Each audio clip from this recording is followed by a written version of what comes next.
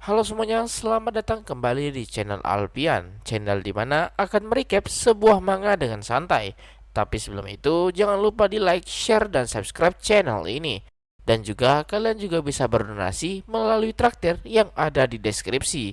Dengan begitu, bisa membuat Mimin semakin bersemangat dalam berkonten lagi. Kalau begitu, kita lanjut ceritanya, boy.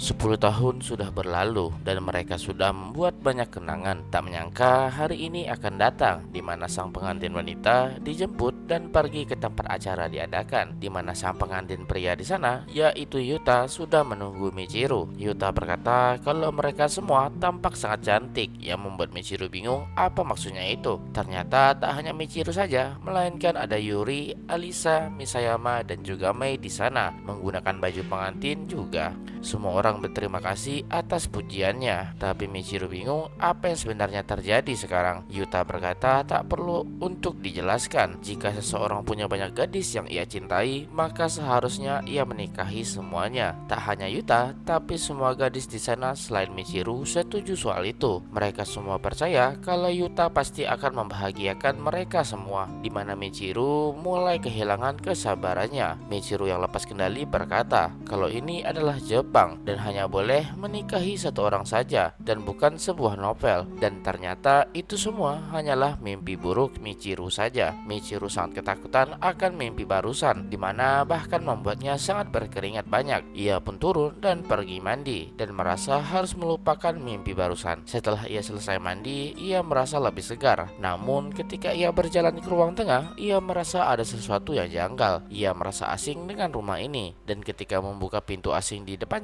Michiru bisa melihat Yuta yang sedang bersama gadis lainnya. Gadis itu sibuk memanjakan Yuta dan memperebutkan posisinya. Semua orang menjadi sangat sibuk di meja makan, dan Michiru menyadari kalau ini rumahnya Yuta. Hari sebelumnya, setelah ia berdamai dengan Yuta, Yuta pun mengajak Michiru untuk makan malam di rumahnya. Tak menyangka ada mereka semua di sini. Lalu setelah makan malam, Yuri mengajak mereka semua untuk menginap di rumah Yuta. Itu pun jika ibu Yuta mengizinkannya. Dan begitulah bagaimana Michiru bisa tidur di rumah Yuta. Seperti dipukul kenyataan, Michiru menyadari kalau kenyataan tak ada bedanya dengan mimpi yang dialami barusan. Meskipun Michiru bisa kembali ke sisi Yuta, tapi ia merasa tak berubah sedikit pun. Bahkan Michiru merasa para gadis itu selangkah lebih maju dibanding dirinya dan harus mengejar mereka semua. Michiru pun membulatkan tekadnya dan masuk ke dalam, di mana ia disambut oleh semua orang di sana. Michiru yang bingung bertanya, apakah tak masalah jika ia duduk di sini? Yuta tak mempermasalahkannya dan memberikan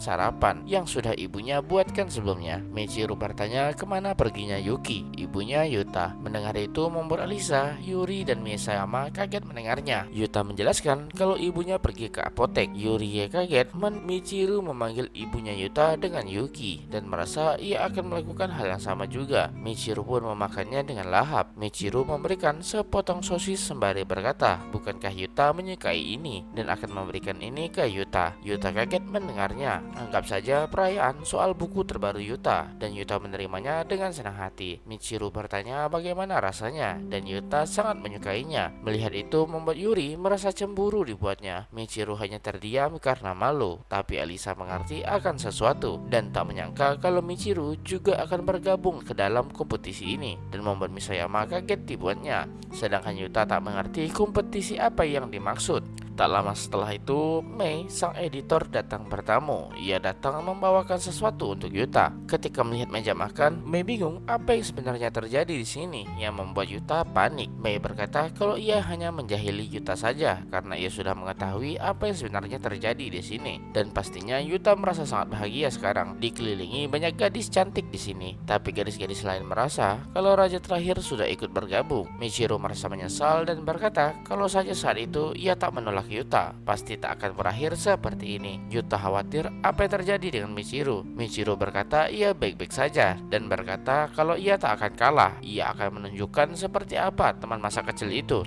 dan tak akan kalah dari mereka semua. Tampak sekali wajah persaingan di antara mereka muncul dan tak ingin kalah untuk mendapatkan Yuta. Mei langsung merangkul Yuta sembari berkata kalau tampaknya ini akan semakin memanas. Alisa juga langsung memeluk Yuta sembari berkata kalau ia menerima tantangannya Michiru. Tak hanya itu, Yuri juga ikutan memeluk dan berkata kalau ia tak akan kalah. Misayama juga ikutan memeluk dan tenggelam dalam hayalannya. Melihat itu membuat Michiru menjadi panik, apalagi melihat Misayama yang tenggelam dalam hayalannya. Alisa berkata padahal Michiru yang memulainya duluan. Sedangkan Yuta bingung apa yang sebenarnya terjadi di sini dan membuat semua orang menatap Yuta. Yuta bingung apakah ia mengatakan sesuatu yang aneh. Mereka semua kompak berkata kalau mereka sedang berkompetisi untuk mendapatkan Yuta, tapi Yuta tetap tak mengerti apa maksudnya itu dan mulai kehilangan keseimbangannya dan terjatuh, di mana semua orang menimpa Yuta. Dan kalau dilihat posisi Michiru tuh cukup sus by the way. Posisi mereka begitu canggung, di mana Yuta bisa merasakan nikmatnya duniawi. Dan tak lama setelah itu ibu Yuta kembali pulang dan bingung apa yang sebenarnya terjadi.